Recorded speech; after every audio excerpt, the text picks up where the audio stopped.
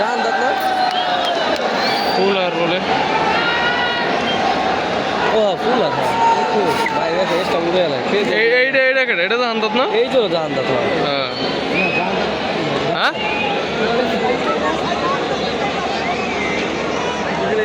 এবার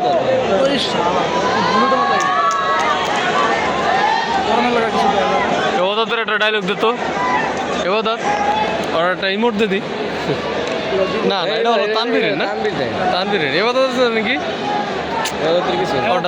না না অর্ডার ভুল গেছি